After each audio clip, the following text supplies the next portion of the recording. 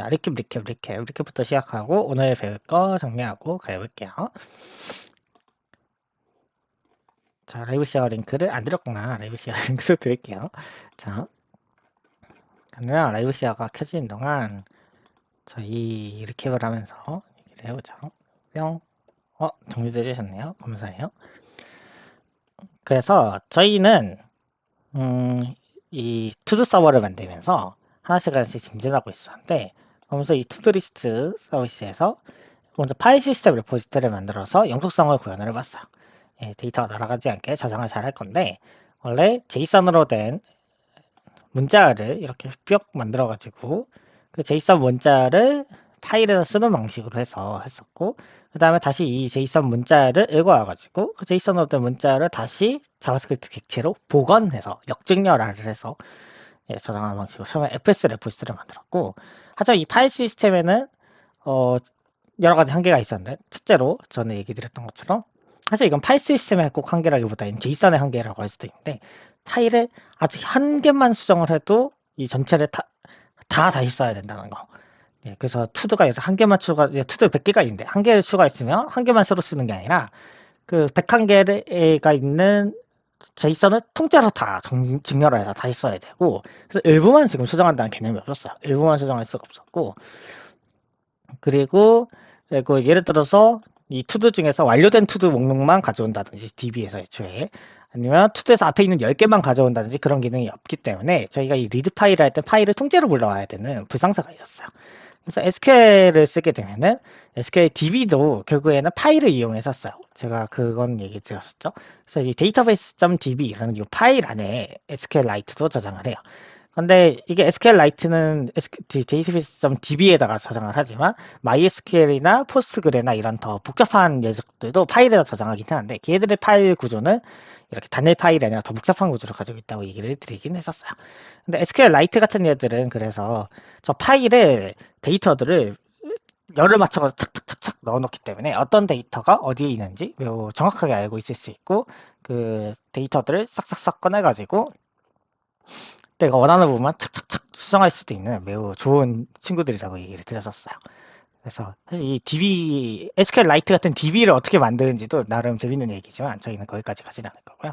근데 문제는 뭐였냐면, 저희가 FS 레포지토리를 만들 때는 엄청 편했던 게 뭐였냐면, 이 세이브 오를 쓰면은 데이터를 통째로 다 저장을 해줬잖아요. 변경사항이 어떤 게 있든. 근데 바로 이거의 성능 문제를 겪어가지고 SQL을 옮겨가려는 건데, 그러면은 저희 서비스에서 쓰고 있는 이 add to나 delete to나 complete to의 인터페이스를 좀 바꿔야 되게 됐어요. 그래서 이 save all로 그냥 끝나는 게 아니라 똑같이 뭐 여기에서 보통 회사에 가시면은 to do 레포지토리에 뭐가 있냐면, 여기에 뭐 add, delete, complete 이런 식으로 각각의 그 기능에 우리가 이미 도메인에서 기능을 만들었잖아요. 근데 그 기능을 똑같이 대응을 시켜가지고 그 레포지토리에다가 그 기능이 대응되는 걸 똑같이 만들어야 되는 약간 귀찮은 점이 있었는데, 저희가 SQLite 투두 레포지토리를 만들면서 ORM을 만들려고 했었어요. 그래서 이 ORM의 개념에 대해서 어느 정도 얘기해 주는 건데, ORM은 내가 구체적으로 어떤 쿼리를 짜야 될지를 이 레포지토리 안에 넣어놓고, 내가 이거를 사용할 때는 예를 들어서 내가 좀 재밌는 걸 하나 얘기를 드릴게요. 여기다가 제가 컴플리트드 말고 저희 투두 MVC에는 어떤 게 있냐면 클리어 컴플리티드 이런 게 있어요. 클리어 컴플리티드 이거 완료된 투두를 모두 삭제하는 거거든요. 그런 기능인데, 그래서 이거 같은 경우에는 어떻게 작동을 하냐면, 그래서 내가 새로운 이런 기능을 추가하고 싶으면 클리어 컴플리티드라는 도메인에다가 함수를 하나 더 추가하면 돼요. 그래서 보면은 이게 도메인에 클리어 컴플리티드라는 걸 제가 이렇게 이제 만들러 가면 되죠. 그래서 도메인에 가가지고 다가 export 펑션 clear completed 라고 하고, 다가 얘는 당연히 to do 배열을 주겠죠. 그래서 return to do list를 받으면, 아이고, to do list. 그럼 얘도 to do list에 똑같이 받고요. 그러면 얘 필터 to do가 있으면 to do에 completed가 클리어 컴플리트에서 완료된 걸 없앤다는 거잖아요. 그러면은 false인 것만 남긴다. 라고 딱 이렇게 하면은 제가 순식간에 지금 뭘 한 거냐면 클리어 컴플리트 기능을 추가한 거예요. 그래서 저희는 이제 도메인에다가 새로운 함수만 정의하면은, 그래서 그 도메인 함수를 호출한 이 서비스만 만들면은 지금 저희 SQL에서 어떻게 보낼지에 대해서 한마디도 하지 않았죠. 그리고 새 기능을 추가할 수 있게 된 거예요. 그래서 객지지향 하시는 분들이 이런 ORM을 만들게 되면은 우리가 구체적으로 어떻게 DB 로직을 할지에 상관없이 우리 그냥 이 객체지향이라고 할 수도 있고 함수형이라고 할 수도 있는, 사실 저희는 함수형이죠. 이 함수형의 원래 이 기능에 맞춰서 그냥 자바스크립트 문법만 알고 있으면 새 기능을 추가할 수 있는 거예요. 그렇죠. 복잡한 일은 다 이 레포지토리가 알아서 세이브를 하고 있으니까. 그래서 저희가 요 세이브를 해주는 SQLite 레포지토리는 어떻게 했냐면, 새로 추가된 투들을 찾아가지고 모두 다 추가를 하고, 삭제된 투들을 찾아가지고 모두 다 삭제를 하고, 그러니까 예를 들어서 여기서 삭제된 투드가 저희가 한 개를 삭제했든 10개를 삭제했든 아니면 특정 로직에 따라서 3개를 삭제했든 특정 로직에 따라서 5개를 삭제했든 그냥 삭제된 게 있으면 그냥 다 삭제를 해버려요. 그렇죠? 그런 로직이 되어 있는 거죠. 네. 그래서 이게 저희가 매우 재밌는 일이고, 그래서 한번 이 DB의 로직을 우리가 깔끔하게 처리하고 나니까 그 다음부터는 우리는 함수형적으로 객체지향적으로 그냥 이 투두리스트에 내가 이 새로운 로직 완료된 투들을 다 삭제하는 기능을 만들고 싶어 라고 하는 요거에만 이렇게 딱 이 한 줄에만 딱 집중을 하면은, 사실 여기에서 이 부분들은 다들 엄청 공통되는 부분이잖아요. 딱히 우리가 더 신경 쓸 게 없잖아요. 그렇죠? 다들 공통되는 부분이니까 그렇게 우리가 편하게 개발을 할 수 있게 된다라는 거죠. 그리고 타겟팅은 없고. 그래서 이런 게 ORM을 쓰는 이유인데, 문제는 저희가 지금 했던 이 약속. 잠시만요. 저한테 전화가 왔는데, 전화 좀 받고 올게요. 이거 자, 녹음도 다시 하겠고요. 그래서 하여튼 그래서 ORM을 쓰는 이유는, 그래서 우리 DB 로직에 대해서 신경 쓰지 않고 이 객지지향적인 아니면 함수형적인 이 저희 자바스크립트 로직에만 집중하기 위해서인데, 문제는 그 약속이 지켜지냐는 거예요. 이게 그러니까 DB에 이걸 잘 저장해 준다는 약속. 거기에서 나오는 문제가 엠플러스의 문제라는 게 나오는데, 그럼 오늘 엠플러스의 문제도 해야 돼. 엠플러스의 문제라고 얘기 저희 적어놓을게요. 엠플러스의 문제. 엠플러스의 문제가 뭐냐면, 이 ORM이 저희가 뭘 수정했고 했는지 찰떡같이 알아들어서 찰떡같이 이걸 실행해 주는 건 좋은데, 문제는 여기서 보면은 데이터를 예를 들어서 10개를 삭제하면 이 DB 클라이언트에 딜리트를 10번 날리잖아요. 데이터를 10,000개를 삭제하면 10,000번 날릴 거 아니에요. 그게 사실 좀 비효율적이거든요. 예를 들어서 이 where이라고 하는 거는 꼭 어떤 값이 는으로 할 필요 없이 여기다가 in 같은 걸 써가지고 콘텐츠가 이거인 거를 삭제해줘 라고 할 수도 있는데, 지금 이렇게 하게 되면 DB한테 딜리컷을 위해서 내가 100번을 날린다 라고 하면 엄청 비효율적이 돼요.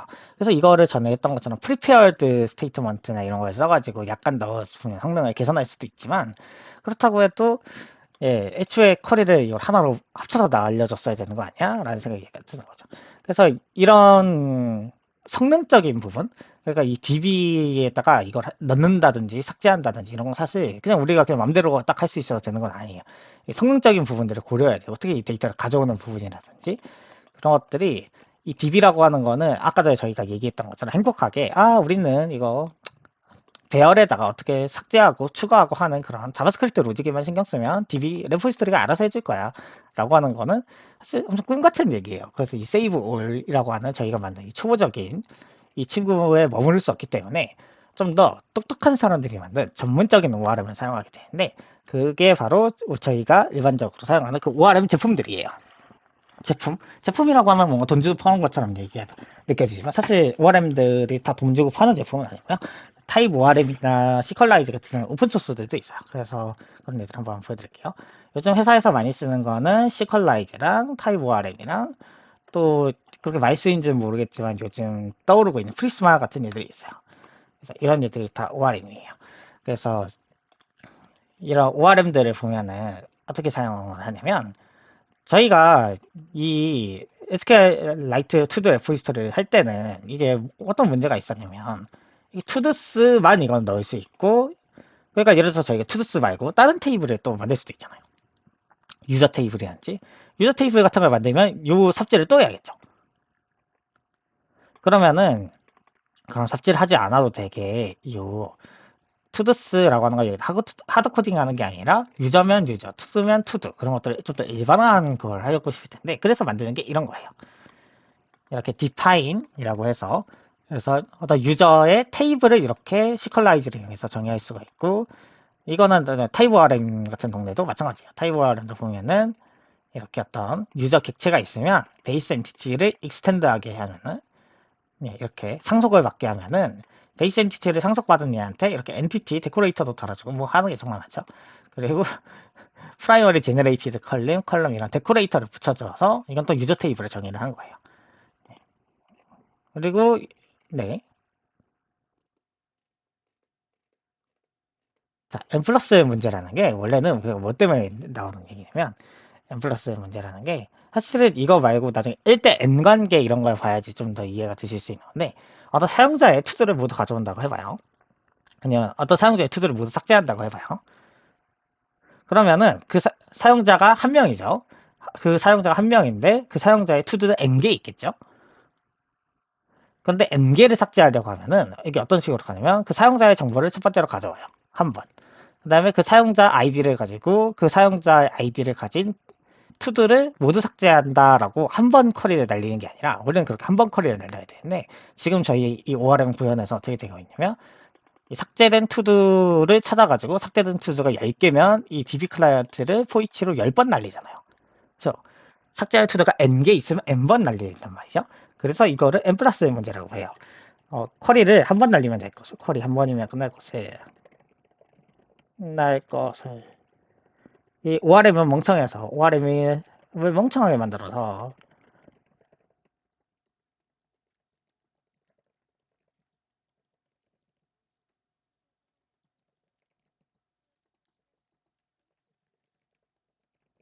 네.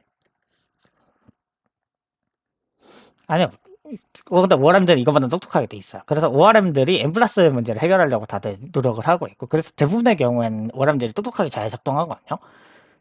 근데 ORM들이 그래서 저렇게 멍청하죠. 문제는 ORM이 정말 우리는 정말 간단한 쿼리만 날렸지만 대부분 쓰는 쿼리에 대해서는 잘 작동하는데 뭐 회사에서 쓰는 쿼리들은 매우 복잡하단 말이에요. 뭐 예를 들어서 그 인프랑 같은 걸 보면은 옆에 다른 회사들의 어떤 직원들이 이 강의를 듣고 있어요. 같은 것들이 나오는 말이죠.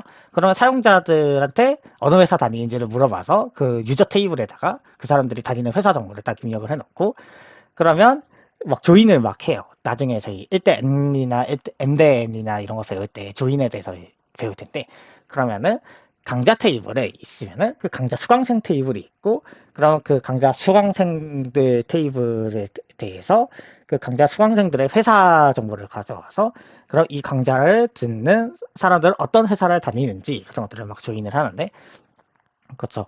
그런 복잡한 쿼리를 하다 보면은 이 n 플러스 1이 ORM이 내가 이것까지는 생각 못했다 라고 하는 게 생겨가지고 SQL 그래서 ORM들을 보면 벌보즈 모드라고 해서 실제로 어떤 쿼리를 날렸는지 찍어주는 게 있거든요.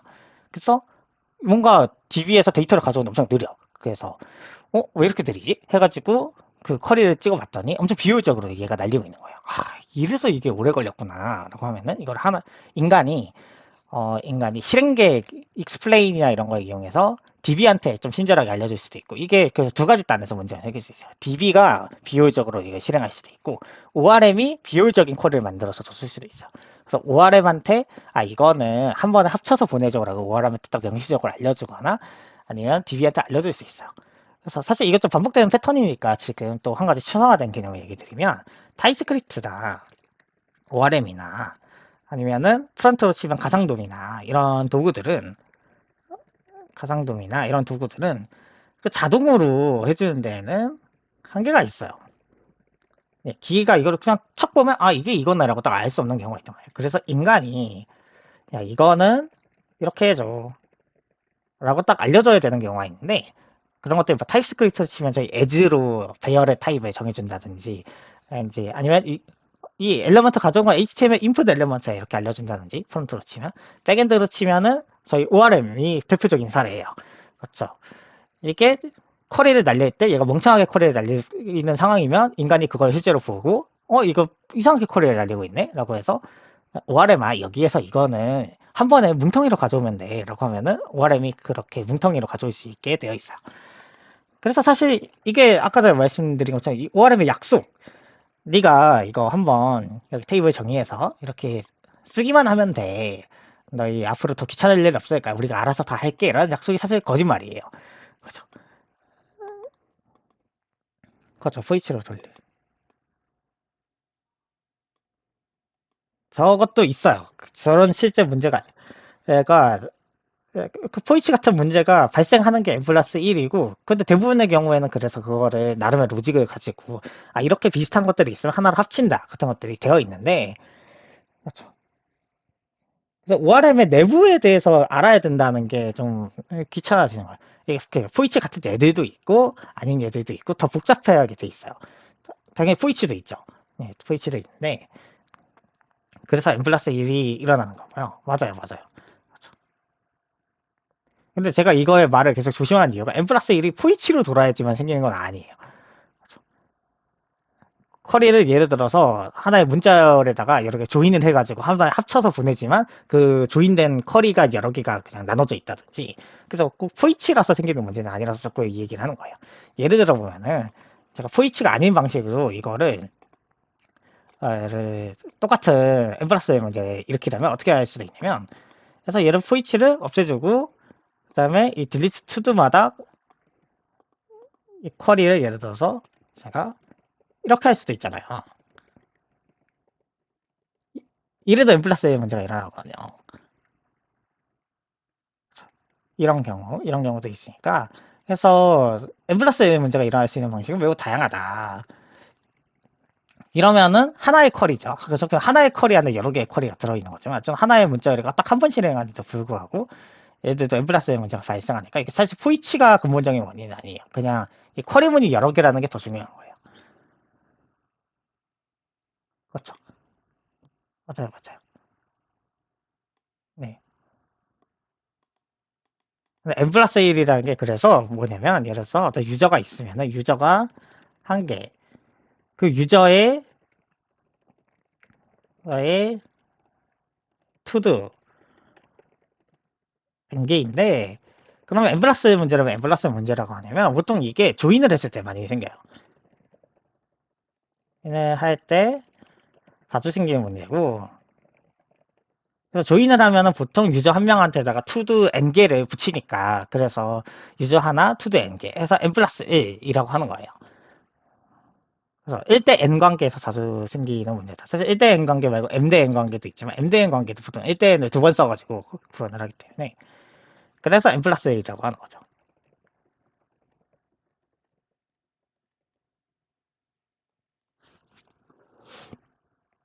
이거는 나중에 저희가 1대 n 관계 할 때 다시 한번 얘기 드릴게요. 오케이, 오케이. 1대 n 관계 할 때 다시 한번 얘기 드리는 걸 하고, 그래서 저희는 이제 이 제품들 중에서 뭘 쓸 것인가 좀 고민을 해봐야 돼요.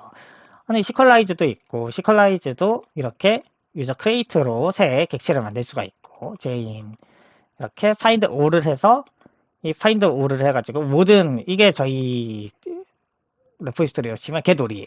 그렇죠? 이런 것들을 저희가 만들 필요 없이 그냥 파인드 올 하면은, 뭐 여기에 복잡한 SQL 쿼리문도 없잖아요. 셀렉트니 뭐니.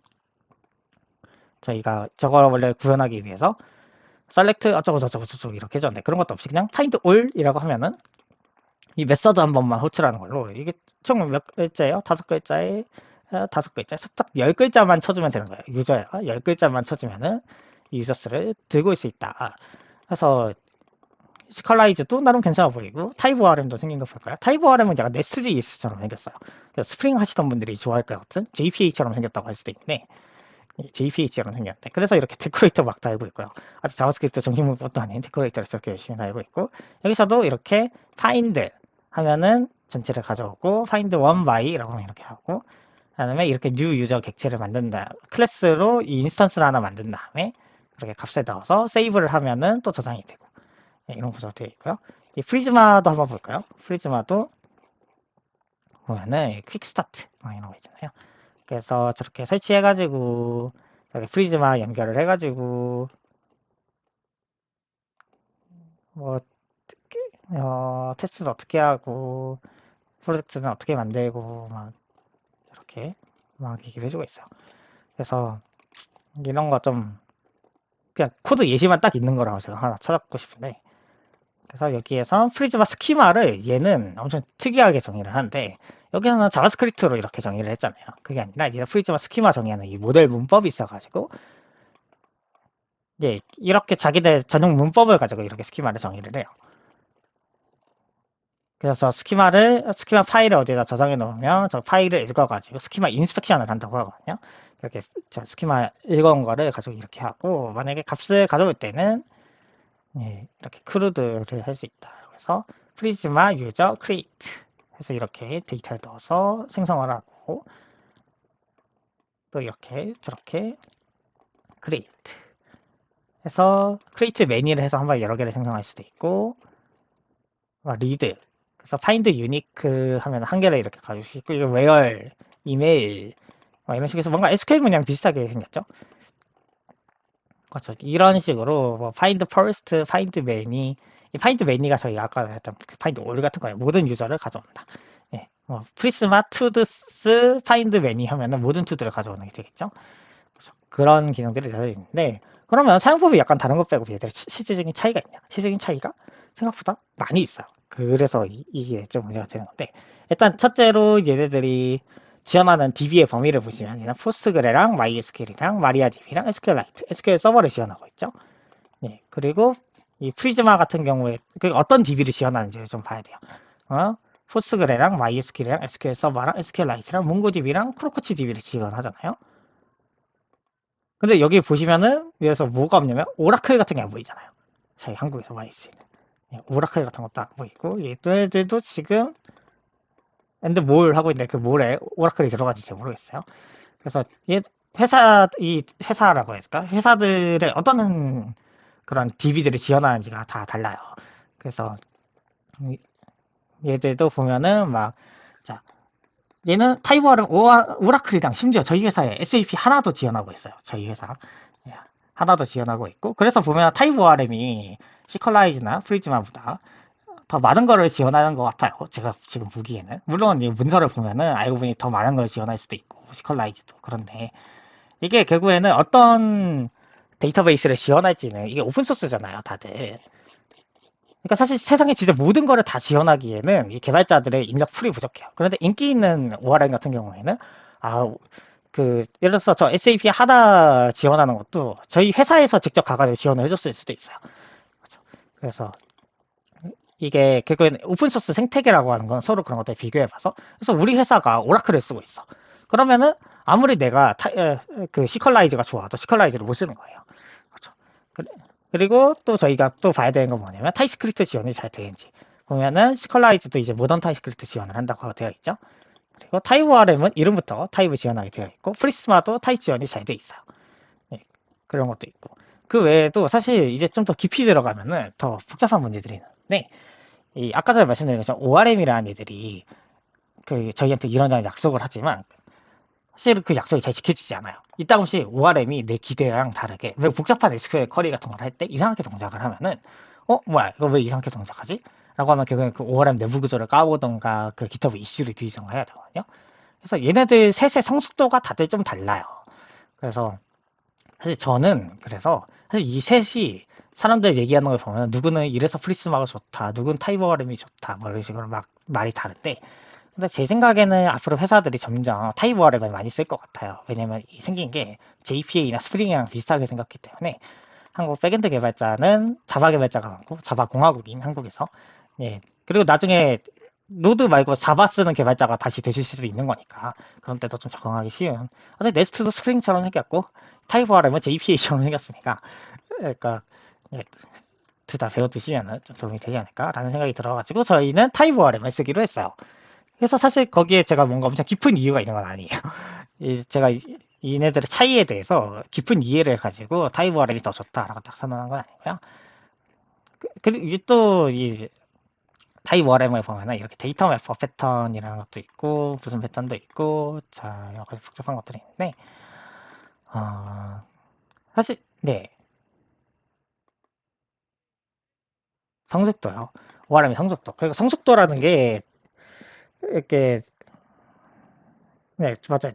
그래서 ORM 한창 쓰고 있었는데 지원하지 않는 DB로 바꿀 수밖에 없다면, 그러니까 이게 두 가지가 있는데, 제가 예전부터 의존성에 대해서 얘기를 드릴 때, 의존성, 그러니까 서로 다른 걸로 마이그레이션 하기 쉬운 건, 교체하기 쉬운 건 저희 개발의 매우 핵심 중에 하나예요. 예를 들어서 우리 회사가 지금 이 포스트그레를 쓰는 건 우리 회사에 적합하지 않아. 우리는 그래서 SAP 하나를 써야겠어. 라고 생각할 수 있잖아요. 근데 SAP 하나를 쓰고 싶은데 만약에 우리 회사가 C클라이저를 쓰고 있었으면은 아무리 하나가 인메모리 SQL이라서 성능이 좋다고 하더라도 우리 회사는 이 C클라이저로 된 코드를 다 갈아엎을 수는 없잖아? 라고 해서 울며 거저먹기로 계속 포스트그레를 쓸 수밖에 없을 거예요. 그렇죠. 근데 만약에 SAP 하나를 처음부터 지원하는 타입 ORM을 딱 했다면 어, 저희 회사 제품을 잘 이용하실 수 있는 거죠. 적절하게 갈아탈 수 있고. 그래서 근데 그래가지고 사실 의존성이 양방향의 관계가 있다는 게 무슨 소리냐면 우리가 시컬라이즈를 한번 쓰기로 결정했으면 시컬라이즈는 우리한테 압력을 행사해요. 우리 시컬라이즈가 지원하지 않는 DB는 너희는 쓸 수 없다. 라는 압력을 행사하는 거예요. 왜냐면 그걸 쓰려면 시컬라이즈로 된 코드를 다 갈아엎어야 됩니다. 그렇죠. 그래서 아무리 리포지토리로 저희가 분리를 했다고 하더라도 그걸 맘대로 그렇게 교체하기는 사실 진짜 어려워요. 그래서 회사 그래서 이 ORM의 성숙도라고 하는 게 정말 다양한 의미가 있는데 이게 예를 들어 새로운 ORM이 나오면 아직 나온 지 얼마 되지 않아서 지원하는 DB 종류도 적고 그랬고 그래서 이 프리스마 같은 애들이 이런 애들을 지원하는데 SAP 하나나 이런 걸 안 지원하는 오라클이나 SAP 하나 같은 거 안 지원하는 것도 뭐 비슷한 이유일 거예요. 지원하는 범위도 적고 그랬고 아니면은 예를 들어서 ORM에 아까 말씀드렸던 그런 여러 가지 상황에 대한 최적화나 문제 해결이 안 되고 있다든지 그런 것들 또 성숙도에 판단하는 요인이 될 수 있고 그래서 저도 그거는 뭐 백엔드 개발자분들 트위터나 블로그 같은 거 보다 보면은 우리 회사 타입 ORM 쓰고 있는데 이런 심각한 이슈가 아직 해결이 안 됐더라고. 이거 타입 ORM 계속 써도 되는 건가? 걱정이 되더라. 뭐 그런 얘기를 하시기도 해요. 그래서 이게 저런 성숙도 문제가 그래도 지금은 자바스크립트 ORM 생태계가 계속 커지고 있어서 프리즈마도 버전 전 아까 지금 프리즈마가 버전 몇이냐? 하여튼 프리즈마도 버전이 많이 올라갔고 그랬고 이 타입 ORM 같은 경우에도 계속 발전하고 있어요. 그래서 npm에 가가지고 예를 들어서 npm에서 타입 ORM의 버전을 보면은 사실 그래서 성숙도를 가늠한 속도가 버전이 몇 가지 나왔는지라는 거거든요. 그래서 이제 이 타입 ORM 같은 경우에는 보세요 0.3.6이죠 버전이 0.3.6 그러니까 0버전이라고 하는 거는 이게 아직 1버전을 올리지 못했다는 거는 무슨 뜻이냐면 이 타입 ORM이 우리 사실 아직 우리가 만든 거에 대해서 그렇게 확신이 없어 나중에 좀 바뀔 수도 있을 것 같아 미안해 라는 정도의 얘기거든요 이게 쓸 사람 좀 주의해서 써라 라는 얘기고 그래서 옆집에 예를 들어서 시컬라이즈 같은 것들을 보면은 시컬라이즈 있죠 시컬라이즈 아니 뭐야 그냥 밑에 스르캔들 됐다 그래서 버전을 보면 벌써 6.2.0까지 올라갔잖아요 그래서 7버전 준비하고 있고 그래서 얘네는 더 오랫동안 이 시컬라이즈를 개발을 해왔고 우리가 만든 거에 대해서 어느 정도 확신도 있고 지금 6버전까지 올라왔으니까 얘는 이 시컬라이즈는 비교적 더 성숙한 라이브러리라고 할 수 있죠 그런데 그러면 왜 예를 들어서 인프런 같은 데는 타입 ORM을 쓰느냐 사실 얘가 아직 1버전이 올라오진 않았지만 기능도 엄청 많고 이게 약간 스프링 스타일의 JPA 스타일의 정확하게 말하면 JPA 스타일의 그걸 가지고 있다 보니까 점점 이렇게 지원하는 데이터베이스 종류도 많아지고 앞으로 더 성장할 가능성이 높게 보여서 사람들한테 좀 인기를 끌고 있어서 타입 ORM 얘기를 많이 하시는 게 아닌가 전 대충 그렇게 생각해요. 근데 제가 아까부터 말하고 있는 건 내피셜이니까 너무 진지하게 듣지 마시고요. 그래서 하여튼 그런 것들이 성숙도다.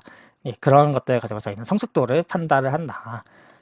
그래서 성숙한 라이브러리를 써야지 우리가 이거 하다가 갑자기 이상한 게 돼가지고 뭐야 이거 왜 안 되지? GitHub 이슈를 뒤지면서 섭취를 하는 그런 수고를 덜 수 있고 문서도 잘 나와 있고 인터넷에 자료도 많고 그렇게 행복하게 쓸 수 있는 거죠. 그래서 뭐 인터넷에 강의 같은 것들 보면은 그래서 나 원래 시컬라이즈 쓰고 있었는데 타입 ORM 써보니까 이게 버전은 낮지만 엄청 괜찮더라 해가지고 막 타입 ORM 쓰시는 분들도 많이 볼 수 있고 그래요. 하지만 제가 타입 ORM에 예를 들어서 안 좋게 생각하는 거라고 생각하면 이런 게 있어요. 클래스를 쓴다든지 그런 거. 아까 말씀드린 그 JPA스러운 스타일. 저는 사실 데코레이터도 별로 안 좋아하고 클래스도 별로 안 좋아하거든요. 그래서 이걸 안 쓰더라도 쓸 수 있게 이거 해줘야 되는 거 아닌가라는 생각이 약간 있는데 그래도 뭐 타입 ORM 회사들에서 많이 쓰니까 저희도 이걸 쓰겠다. 예, 라는 얘기를 엄청 길게 했어요. 자, 그래서 위에 또 질문이 있다고요? 네, 저기 물음표 표시로 빨간색으로 예쁘게 해놨군요. 원함에 따른 지향한 답이고. 맞아요.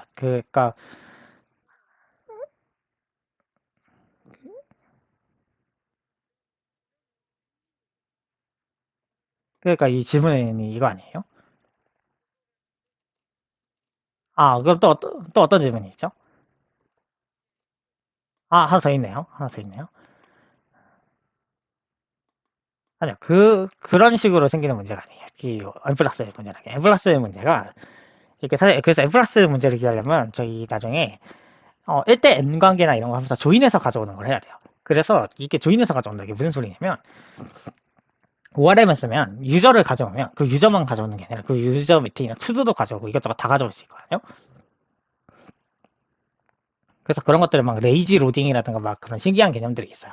그래서 처음에 예를 들어 유저를 그냥 가져오면 유저만 가져오는데 그 유저 밑에 필드로 유저.todos 하면은 그 유저의 투두를 가져올 수 있다라는 그런 기능들이 있거든요. 그래서 그런 것들을 하면은 이미 유저를 가져왔는데 투두들 쭈르륵 가져와야 되니까 그럼 어떻게 하지? 그러면 유저의 투두만 잘 조인해가지고 한 번에 가져와야지 라고 하면은 별 문제가 없는데 근데 n 플러스 1로 투두를 그럼 투두 1, 투두 2, 투두 3, 투두 4, 투두 5 해가지고 다 가져와야지 라고 하면은 n 플러스 1 문제가 생기는 거죠. 근데 보통은 사실 그렇게 간단한 거에서 n 플러스 1 문제는 요즘 잘 안 생겨요. ORM들이 그런 것들 나는 똑똑하게 처리를 하고 있기 때문에. 근데 이 n 플러스 1 문제가 생기는 건 그래서 아까부터 계속 말씀드리지만 그 ORM이 생각지 못한 아니면 ORM한테 우리 사람이 알려줘야 되는 게 있는데 알려주지 않아서 생각 없이 ORM 쿼리를 그냥 막 써가지고 그래서 실제로 그래서 ORM 쓰시는 분들은 어떻게 해야 돼요? ORM을 썼을 때 실제로 SQL 쿼리가 어떻게 만들어지는지를 봐야 돼요. 그래서 그걸 보지 않고 했을 때 매우 복잡한 쿼리를 짜다 보면은 그게 DB에 최적화가 잘 안 되고 날아가서 성능 문제가 생긴다라고 생각하시면 돼요. 그래서 파인드 올 같은 걸로 해결해야 되는 건 아니에요. 저렇게 해도 똑같이 n 플러스 1이 생길 수도 있어요. 그리고 이 DB 이거에 대해서 좀 얘기를 하자면 그러면은 ORM을 안 쓰는 게 DB 마이그레이션이 더 쉬운가? 그건 아니에요. 오히려 ORM을 쓰는 게 DB 마이그레이션이 더 쉬워져요. 왜냐면 저희가 SQLite to the repository 같은 경우에는 애초에 그 짤 때부터 SQLite용으로 짰기 때문에 다른 DB로 전혀 마이그레이션 할 수가 없어요. 예를 들어서 제가 포스트그레로 하면은 이거를 처음부터 다시 짜야 될 수도 있어요. 왜냐면 포스트그레는 DB 타입도 이 데이터 타입도 다르고 이 문법도 사실 이 정도 간단한 거는 문법이 똑같거든요. 다들 퓨전 SQL 문법이라서. 근데 포스트그레나 SQLite에만 있는 특이한 SQL 문법이 있다. 그런 것들을 저희 사투리, 방언, 다이얼렉트라고 해요. 방언들이 있는 것 같은 경우에는 다른 걸로 갈아타기 어렵거든요. 그런데 그러면은 이 ORM들은 뭐가 좋냐? ORM들은 기본적으로 그런 대부분의 방언 처리나 타입 처리를 알아서 해줘요. 그렇기 때문에 그냥 예를 들어서 이 파인드라고 하는 게 포스트그레용 파인드랑 SQLite용 파인드가 따로 있는 게 아니거든요. 그래서 얘네들이 알아서 내부적으로 그 방언들로 다 번역을 해서 해주고 그 다음에 그 다이얼렉트 지원이라는 게 또 따로 있어가지고 그 DB에만 있는 그래서 공통적인 것들은 알아서 번역을 해주고 그 DB에만 있는 특수한 기능들은 따로 빼가지고 따로 지원을 하게 돼 있어요. 그런 개념들이 있다. 그래서 ORM을 쓰는 게 오히려 그 DB 간의 마이그레이션이나 그런 다이얼렉트 그런 방언 관리를 매우 쉽게 할 수 있어서 편하다. 저희가 그래가지고 ORM을 안 쓰면은 DB마다 그 DB의 방언이 뭔지를 배워야 돼요. 그래서 분명 뭐 포스트그레에서는 예를 들어서 저희가 텍스트 타입이라고 했던 게 바차 타입이 또 따로 있고 또 조인을 할 때 무슨 거 기능을 쓰면은 조인을 할 때 엄청 빠르게 조인을 할 수가 있고 막 그런 기능들이 그 DB별로 있는데 그런 방언이나 이런 거 처리를 ORM들이 해준다. 근데 그럼에도 불구하고 사실 이게 또 한계라고 하면 뭐냐면 그래서 ORM을 쓰게 되면은 공통적인 거를 처리하긴 쉬운데 방언 처리할 때는 사실 이게 내부적으로 그 방언들이 어떻게 돌아가는지 딱 정확하게 알기 어려우니까 그래서 오히려 이 SQL 쿼리 날쿼리 이거 날쿼리라고 하거든요. 생쿼리 날쿼리 이 날쿼리 짜는 거 익숙하신 분들한테는 ORM들이 더 불편하고 귀찮게 여겨질 수도 있죠. 아니 이렇게 하면 내가 어떻게 돌아가야 딱 아는데 저기 한번 번역기를 거치니까 저게 어떻게 번역될지를 머릿속으로 생각을 하면서 코드를 짜야 되잖아요. 그렇죠. 그래서 ORM 쓰는데 그런 거 싫어하시는 분들도 있다. 그런 얘기였습니다. 자, 이리저리 얘기가 길었고요. 그래서 오늘은 타입 ORM을 써볼 건데,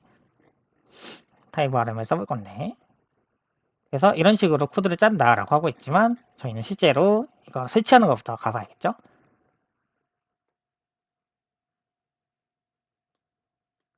그래서 FTS나 이런 거. 자, 여기서 그럼 시킨 대로 한 번씩 가볼게요. 먼저 타입 ORM을 설치를 해야 된다고 합니다.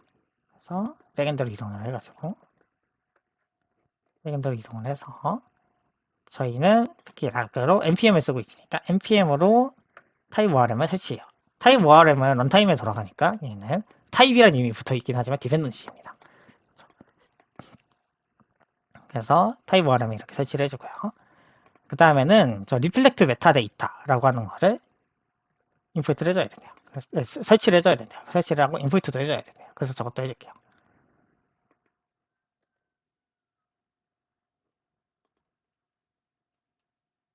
그래서 이렇게 인내심을 가지고 이제 기다리고요.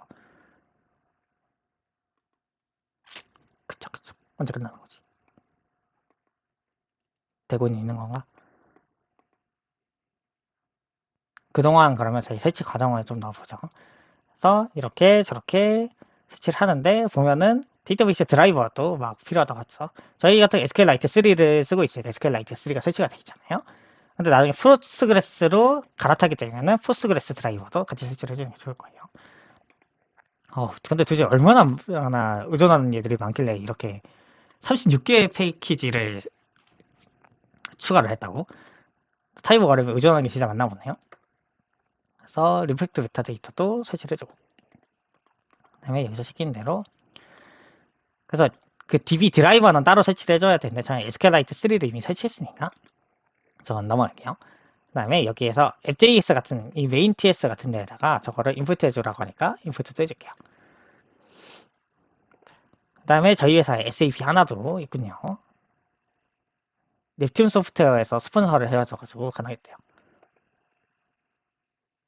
우리 회사가 스폰서를 해준 게 아니라 넵튠 소프트웨어. 넵튠은 어디길래 우리 회사 DB 지원하는 거에서 지원해준 건지 잘 모르겠죠. 저건 나중에 보자고요.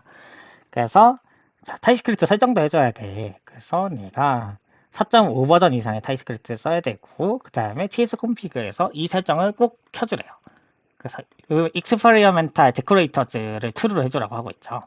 에밋 데코레이터 베터레이터. 그래서 이거는 아마 데코레이터를 쓰기 위해서 저게 무조건 꼭 필요하다는 것 같아요. 그래서 TS 콘피그에 저희 가가지고 그래서 저희 타입스크립트 버전부터 확인을 해볼까요? 그러면 타입스크립트 4.3.5 4.5 버전 이상을 써야 되잖아. 그럼 이거 올려야 되는 거 버전을? 사실 저는 잠시만요. 그럼 타입스크립트 버전 올려야 될 것 같은데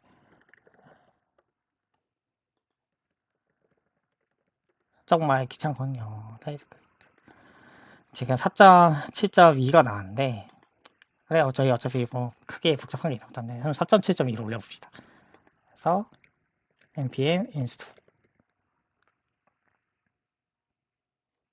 4.7.2 얼마 전에 나온 최신 버전을 올려보고요. 넵튠이요. 그래서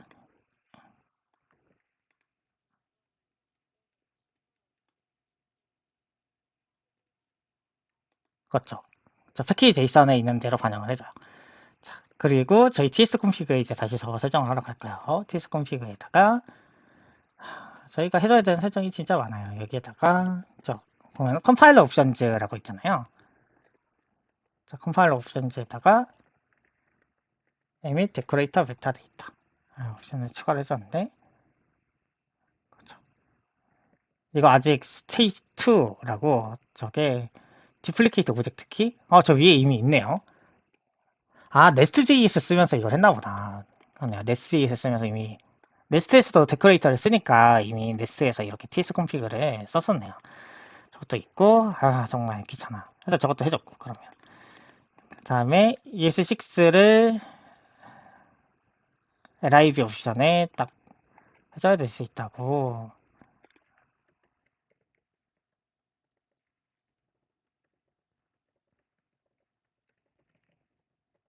이런 거를 해줘야 된다고.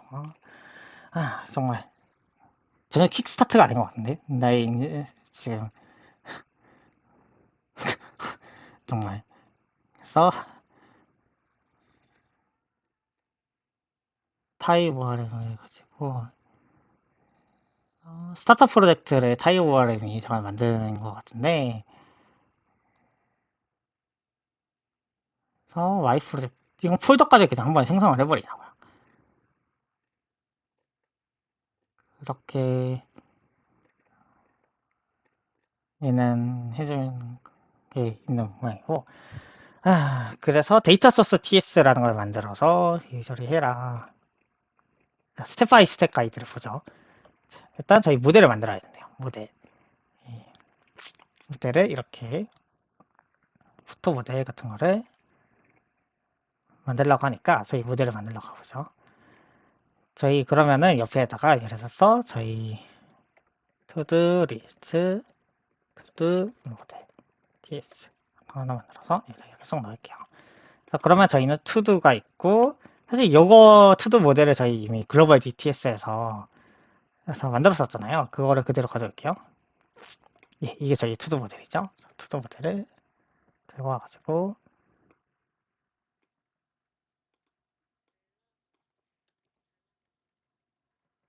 저걸 잘라내야 돼. 이제 왜 저 클래스 투두가 저 글로벌 D2의 자리에 차지할 거거든요. 그래서 모든 투두를 쓰는 곳에다가 저거를 임포트를 해줘야 될 거예요. 이제 안 그러면 타입이라고 나겠죠. 예, 앞으로 저희 인생은 왜 험난해졌습니다. 서비스 예, 투두 타입도 없죠. 이런 것들 다 임포트를 해줘야 돼요. 이제 이런 식으로 임포트를 해줘야 될 거고요. 하여튼 그거를 이제 해야 되는데 그래서 투두 모델이 있으면은 자 여기 이런 포토 모델이 있다고 하자. 이 데이터베이스에 사진을 저장하고 싶어. 데이터베이스에 저장하려면 먼저 데이터베이스 테이블이 필요하겠지. 그래서 그 테이블이 생성이 돼야 되고 모델에서는 그래서 모든 모델에서 생성하고 싶은 건 아니고 일부 모델에서만 네가 테이블로 저장하고 싶은 걸 엔티티로 만들 거야 라고 얘기를 해요. 그래서 엔티티를 어떻게 만드냐고 얘기를 하냐면 자 아까 전에 그 푸트 모델을 엔티티로 만들어 볼까? 라고 얘기하고 있으니까 저희 투드 모델도 엔티티로 만들어 보죠. 그래서 엔티티 데코레이터 여기다 쏙 달아줘요. 달아주라고 하니까 그래서 데이터베이스 테이블이 이 포토 엔티티한테 생성이 될 거야. 그래서 우리 앱 어디에서든 이제 사용할 수 있을 거야. 우리는 데이터베이스 테이블을 만들었네. 근데 테이블을 만들었으면 컬럼이 있어야겠지? 그래서 우리 테이블에 컬럼을 만들어 보자. 라고 하면서 이렇게 컬럼을 추가하라고 해요. 컬럼을 추가하라고 하니까 컬럼 데코레이터를 그래서 참 데코레이터 좋아하죠? 네스트도 그렇고 이렇게 컬럼 데코레이터를 쏙쏙쏙 달아줘요. 그래서 콘텐츠 컬럼, 컴플리티드 컬럼, 크리에이티드 앱 컬럼이 있다. 세 개의 컬럼이 있으니까 서로 했는데 그래서 이런 컬럼들이 포토 테이블에 추가가 됐어. 컬럼 타입이 데이터베이스는 프로젝트 타입 used. 그래서 우리가 쓴 이 타입을 가지고 아까 전에 아마 그 리플렉션 메타데이터 그런 친구들이 아 얘는 넘버 타입이니까 무슨 타입을 써야겠구나 같은 것들이 알아서 추론이 될 거라고 얘기를 하고 있어요. 그래서 데이터베이스 테이블을 만들었지만 아주 중요한 게 나왔는데 바로 프라이머리 키를 설정해줘야 돼 라고 얘기를 하고 있죠. 저희한테는 프라이머리 키가 아이디가 없고 저희 컨텐츠를 프라이머리 키로 쓰기로 했었잖아요. 그래서 컨텐츠를 프라이머리 키로 쓰기 위해서 프라이머리 컬럼을 또 데코레이트를 가져서 또 넣어주면 되는 거죠. 그렇죠. 이게 점점 저희 이 단계를 거쳐가면서 뭔가 더 복잡한 건 쉬워지지만 그럼에도 불구하고 이거 사용법 알아야 도 귀찮아지는 것들이 많이 있죠. 그래서 클래스를 하나 만들어서 타입을 정의해 놓고 엔티티 데코레이터를 달고 컬럼 데코레이터를 달고 아이디인 거엔 프라이머리 컬럼을 달아주면 된다는 거예요. 그래서 그거 없으면은 우리 매우 순수한 클래스다. 네. 그래서 이런 것들을 그래서 DB의 엔티티라고 얘기를 해요. 그래서 엔티티를 이렇게 만들었으니까 근데 여기서 그래서 오토 제너레이티드, 프라이머리 제너레이티드 컬럼이라는 게 있잖아요. 제너레이티드 컬럼이라는 건 무슨 소리냐면 그 예전에 DB 배우실 때 혹시 오토 인크리먼트 그런 얘기를 들어보셨을지 모르겠는데 그런 것들이 아이디 같은 거는 사람이 직접 넣어주기보다는 DB에서 이거 아이디를 알아서 일씩 올리면서 부여해준다든지 시퀀스, 시리얼, 제너레이티드 이런 식으로 아이디를 무작위로 DB에서 생성해주는 기능이 있는데 충돌이 안 나게. 왜냐면 아이디를 생성하는 조치는 그래서 여기서 DB가 돼요. 왜냐면 DB가 아이디들이 어떤 게 있으니까 서로 충돌이 안 나는 새 아이디를 부여해야지 하고 만드는 거죠. 그렇죠? 그래서 이렇게 생성된 컬럼을 이렇게 해줄 수 있는데 저희 같은 경우에는 이게 생성된 컬럼이 아니에요. 사용자가 준 콘텐츠를 그대로 넣기 때문에 얘는 프라이머리 컬럼이고 생성된 컬럼이 아니라서 넘어갈게요. 자, 그러면 이렇게 하면 끝났냐? 안타깝게도 끝나지 않아요. 안타깝게도 끝나지 않아요. 그래서 네, 질문이요. 콘텐츠가 똑같으면 안 되죠. 콘텐츠가 똑같을 수 원래 저희 지금 투두 이 서비스에서는 콘텐츠가 똑같을 수 없었어요. 콘텐츠가 키이기 때문에. 그래서 이건 SQLite 투두 레포지토리에서도 마찬가지였어요. 그래서 콘텐츠가 키인 이상 콘텐츠는 중복이 있으면 안 돼요. 그게 저희한테 지금 중요한 규칙이에요.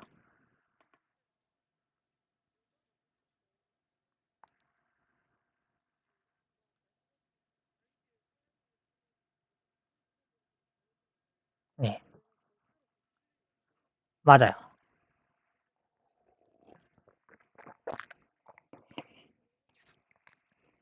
그러니까 그게 그래서 어떻게 하게 되냐면 지금 프론트 하드 트레이닝 들으신 분들은 아시겠지만 프론트 하드 트레이닝에서는 아이디를 따로 만들어줬어요.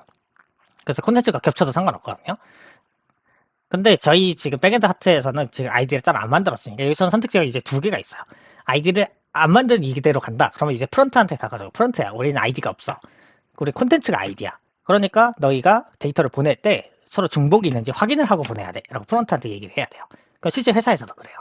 그래서 실제 회사에서도 사용자가 애초에 데이터를 보낼 때 그래서 이게 중복되는 게 있다. 예를 들어서 저희 회사에 딱 그런 상황이 최근에 있어요. 그 에러난 파일을 올린다는 서비스를 저희가 지금 만들고 있는데 에러 파일명이 똑같은 파일을 두 번 올리면 안 되잖아요. 그래가지고 프론트에서 어떻게 하냐면 파일명이 똑같으면 중복된 파일입니다. 띠디 하고 빨간 줄로 경고가 뜨게 돼 있어요. 그런 거를 이제 프론트에서 그럼 만들어 달라고 해야 되는 거죠. 그리고 저희 백엔드에서는 그게 중복이 있으면은 DB에 들어가거나 아니면 DB에 들어가기 전에 우리가 검사를 하는데 그 검사를 할 때 에러가 날 거예요. 그렇게 에러가 나면은 삐빅 콘텐츠는 중복입니다 하고 그 에러 난 거를 그대로 프론트로 쏴주면 되는 거죠.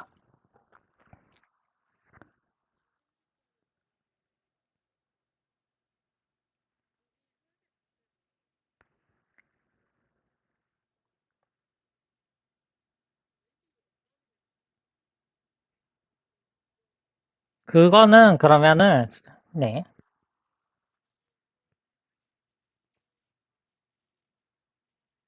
아니요, 딱히 없죠. 그런데 그거는 아이디를 만들게 되면 매우 생각이 복잡해지기 때문이에요. DB가 없으면 아이디를 직접 부여하는 게 매우 귀찮거든요.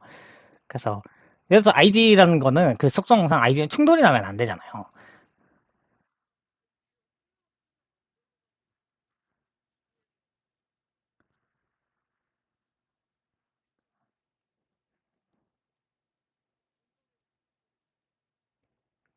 그렇게 할 수도 있는데 그러니까 제가 지금 계속 고민하는 게 뭐냐면 저희가 지금 갈아 끼울 수 있는 요 친구를 만들었잖아요. 파일도 할 수 있고 SQLite도 할 수 있고 근데 그러면은 그 중요한 건 뭐냐면 아이디가 특정 DB 모델 DB에서만 생성해 주는 걸 쓰게 되면은 그러면은 우리 서비스는 이 DB에 의존하게 돼요.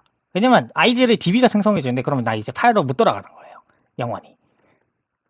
그런 문제가 생기는 거죠. 그래서 그래가지고 이게 사실 많은 논쟁이 있는 얘기 중에 하나인데 그래서 아이디를 어떻게 생성하는 게 좋으냐에 대해서 아이디 생성 전략에 대해서 사람들마다 말이 달라요. 그냥 오토 인크리먼트 DB에서 해주는 거 쓰면 되지 않느냐라고 생각하시는 분들도 있는데 그러면 평생 그 DB에서 벗어날 수 없거든요. 그래서 그런 걸 좀 더 유연하게 가져가려면 그 서버에서 아이디를 생성하면서도 충돌이 나지 않게 하려는 전략이 필요한데 그래서 막 쓰는 게 UUID라든지 아니면은 UUID라든지 아니면 스노우플레이크라든지 그런 게 있어요. 그래서 스노우플레이크는 뭐 그 핑구님은 예전에 한번 보신 적도 있으실 텐데 스노우플레이크는 저기 트위터에서 만들었나 그랬을걸요. 그래서 스노우플레이크 아이디 그래서 이 스노우플레이크 아이디는 트위터에서 자기 트윗에 아이디를 달기 위해서 만든 건데 이게 서버 컴퓨터가 DB들이 엄청 여러 개가 있기 때문에는 그러니까 DB에서 아이디를 생성하는 전략이 엄청 좋아 보이지만 그게 무슨 문제가 있냐면 그런 아이디를 생성하는 주체 DB가 한계가 있어야 돼요. 그 하나가 모든 아이디를 다 관리를 하면서 생성을 딱 일씩 올려줘야 된단 말이죠. 그러면 그게 병목이 돼요. 그래서 100만 명이 지금 와가지고 아니면 트위터면 1억 명이 전 세계 1억 명의 트위터 사용자가 트윗을 하나 작성을 했어. 그러면 1억 개의 트윗을 아이디를 생성을 해야 되는데 그러면 하나의 DB에 몰려가가지고 1억 명이 내 아이디 생성해달라고 하면은 부하가 엄청 커지겠죠. 그래서 제가 아까 오토 인크리먼트 같은 아이디 생성 전략이 문제가 있을 수 있다고 생각해서 이 복잡한 걸 지금 다루기엔 너무 이르다라고 생각해서 아이디를 안 만든 거예요. 그래서 프론트에서는 네. 그래서 네.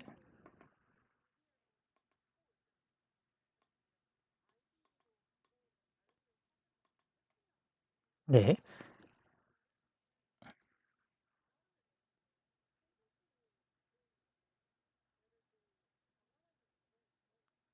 그것도 맞아요. 그것도 느려요.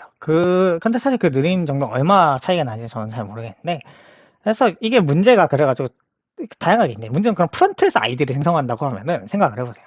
프론트에서 아이디를 생성하면 각자가 자기 아이디를 생성하는데 그게 서로 충돌이 안 난다는 보장이 없잖아요.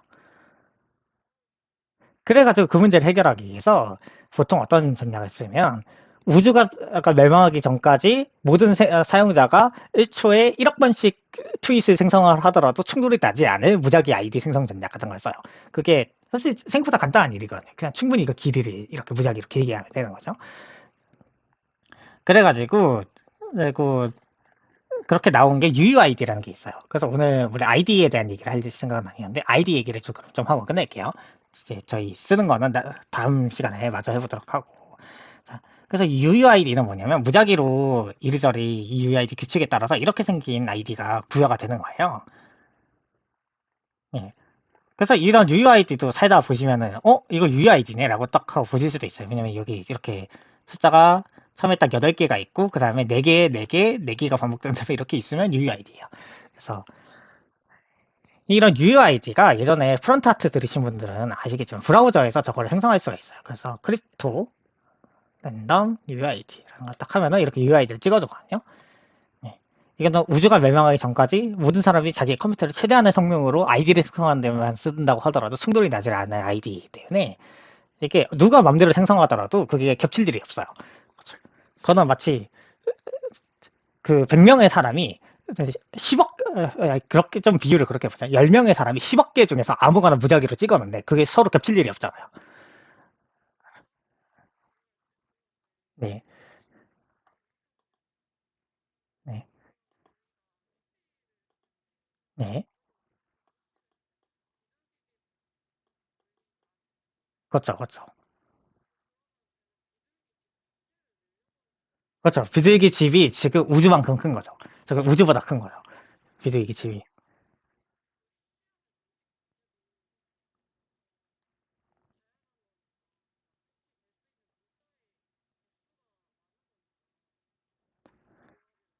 그렇죠.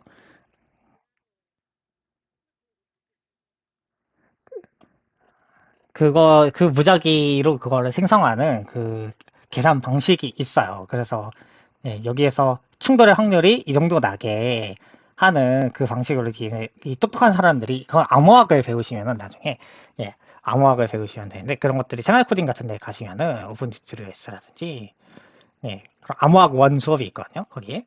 그래서 암호학 원 수업 같은 걸 들으시면은 거기에 잘 나와 있다. 생각하시면 되고요. 그래서 사실 저도 잘 몰라요. 그거 어떤 공식으로 계산하는지. 예전에 제가 공식 봤었거든요. 뭔 소리인지 못 알아먹겠는 거예요. 그래가지고 뭐 이거를 옆으로 밀고 저렇게 민 다음에 그거를 가지고 어떻게 해가지고 해서 이걸 무작위로 막 생성을 하는데 근데 스노우플레이크 같은 경우 근데 저런 UID에 그런 문제가 뭐냐면 UID는 완전 랜덤으로 돼 있다 보니까 그 데이터베이스에서 보통 그거를 정렬을 해서 가지고 있고 싶어 하거든요. 그래서 아이디 순으로 정렬을 해놔요, 보통.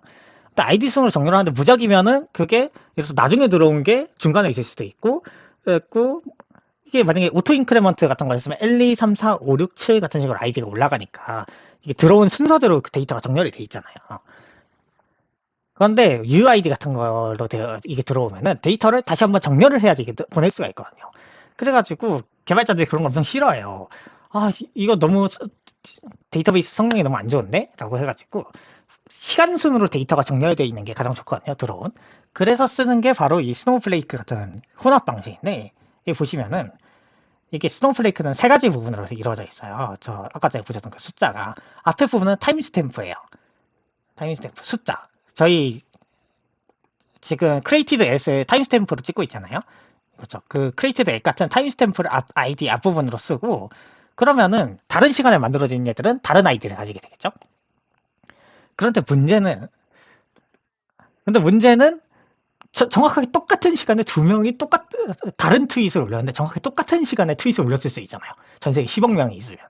그래서 시간이 겹치면 안 되니까 인스턴스를 둬요. 인스턴스는 뭐냐면 예를 들어서 저희 DB나 서버가 100개가 있으면은 그 서버마다 인스턴스 아이디를 써가지고 이거는 예를 들어 한국 리전의 유저가 몇 초에 몇 년, 몇 월, 며칠, 몇 분, 몇 시, 몇 분, 몇 초에 요 한국 리전의 서울 리전에서 생성한 트윗입니다라고 하는 걸 이렇게 앞에다 달아주는 거예요. 그런데 문제는 정확하게 서울 리전에서 몇 년, 몇 월, 몇 시, 몇 분, 몇 초에 정확하게 똑같이 트윗을 생성하는 두 명이 있을 수도 있잖아요. 그렇죠? 그렇게 해도 충돌이 날 수 있으니까 뒤에다가 시퀀스라고 해서 12비트짜리 무작위 숫자를 넣어가지고 이렇게까지 하면 충돌이 안 나겠지라고 해서 이렇게 해놓은 게 스노우플레이크예요. 그래서 트위터의 아이디가 이렇게 스노우플레이크로 돼 있어요. 네. 네. 네. 네. 네. 그림이 이거요. 네. 그렇죠. 아마 바이너리로 들어가든지 아니면 이게 1, 2, 3, 4, 5, 6, 7, 8 이렇게 생긴 숫자로 생겼거든요. 그래서 그냥 숫자로 들어가겠죠. 이진수는 숫자니까. 그래서 그렇죠. 이거 인터저로 하면은 그럼 앞에 있는 시간 순으로 이걸 정렬할 수도 있고 시간이 똑같은 것끼리 인스턴스 순으로 정렬이 되고 인스턴스가 똑같은 것끼리는 시퀀스 순으로 정렬이 되는 거죠. 네. 그래서 이런 아이디 생성 전략이 엄청 많아요. 그래서 이거는 매우 고통스러운 문제고 그래서 이 스노우플레이크 같은 것들이 그래서 어떻게 그러면 쓰면 되냐면 스노우플레이크가 예를 들어서 JS에서 막 구현이 돼 있는 게 막 있을 거예요. 스노우플레이크 JS 이런 게. 그래서 보면은 이렇게 깔아가지고 이렇게 이닛을 해서 그래서 옵션들을 이렇게 넣어가지고 저리저리 하면 된다. 예, 하고 있죠. 그래서 저런 아이디 생성 전략을 한번 고민하긴 해야 돼요. 그래서 저 오토 인크리먼트 이런 것들이 매우 편리하고 사실 진짜 대부분의 회사는 오토 인크리먼트로 충분해요. 왜냐면 DB가 100개, 200개, 1000개가 될 일이 없으니까 거기는. 그런데 저희가 들어가고 싶은 트위터라든지 뭐 트위터를 들어가야 된다. 카카오나 이런 데를 들어가게 되면 저런 걸 고민을 해야 돼요. 그렇죠. 그렇죠. 그런 걸 고민해요.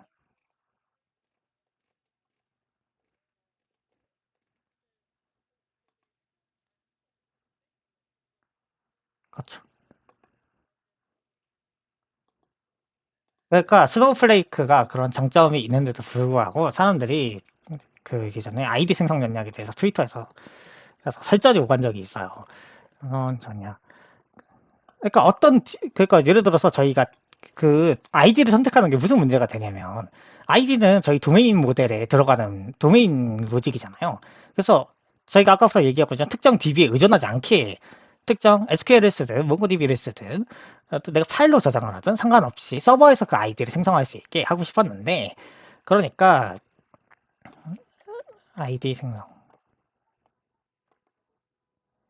전략이 내가 팔로우하는 사람인데 근데 문제가 뭐냐면 보세요. 이분이 딱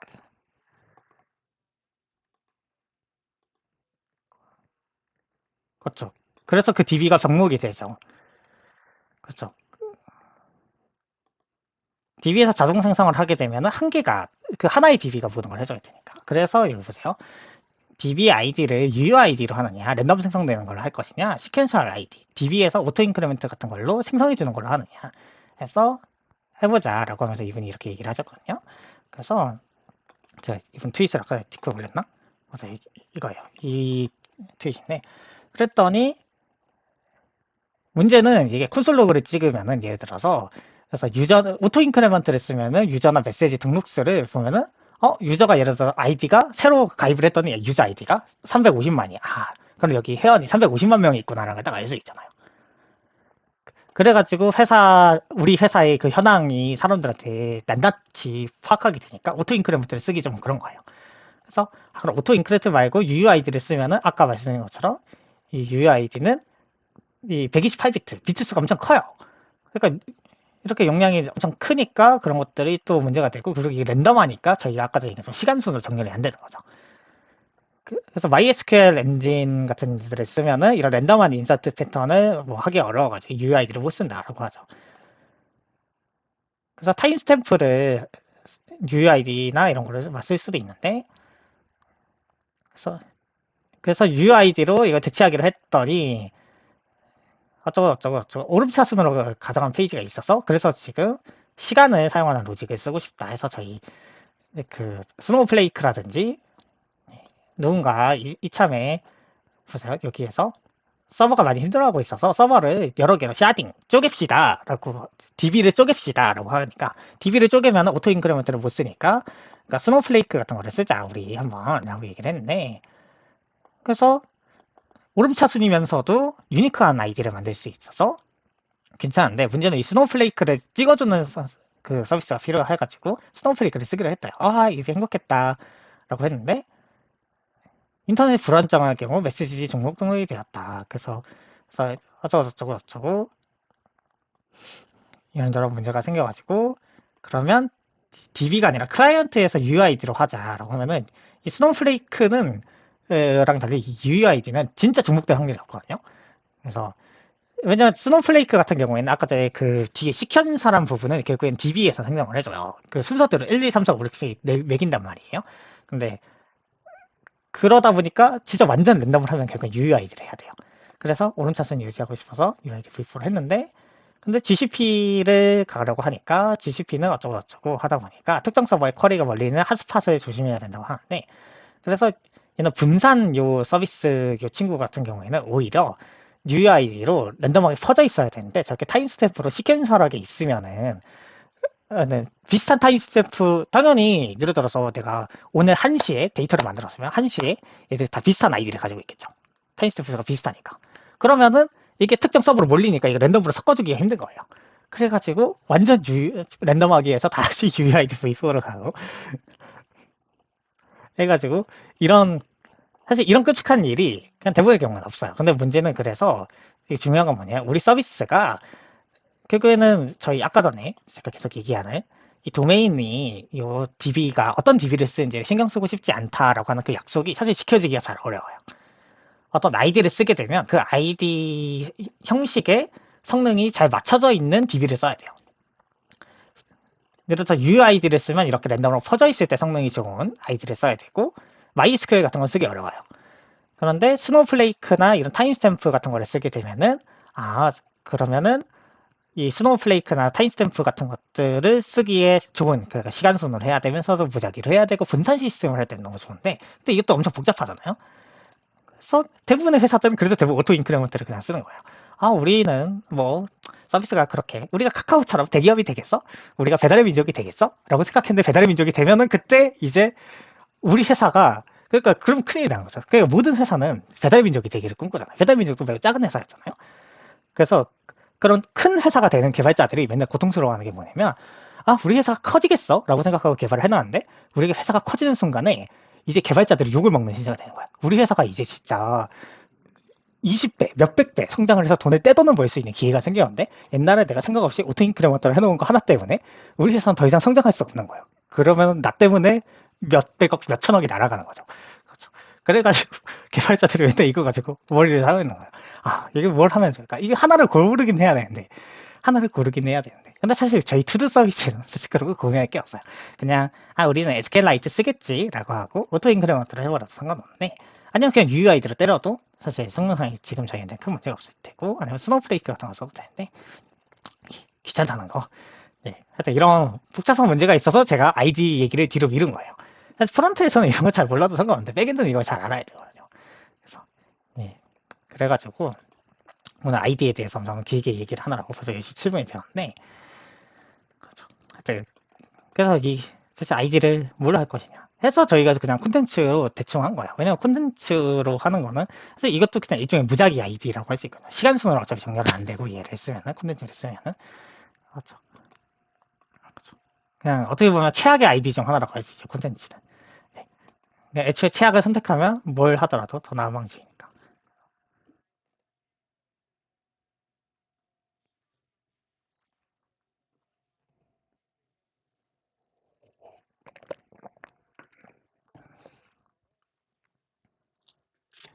그렇죠. 그래가지고 저희 로드맵 보면 아마 뒤에 그게 아이디 생성 전략 같은 게 나올걸요.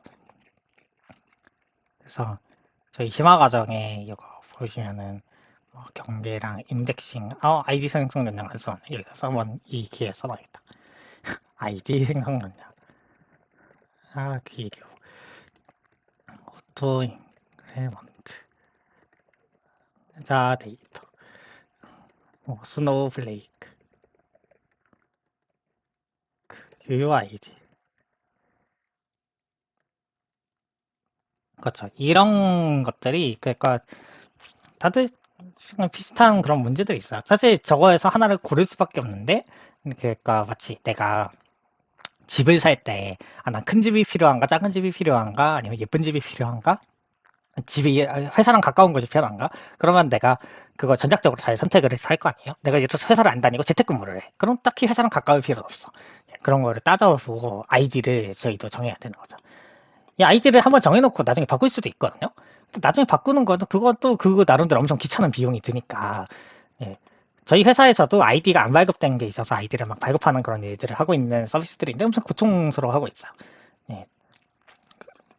아이디에 충돌이 나면 안 되기 때문에. 자, 오늘은 그런 이야기를 여기까지 하고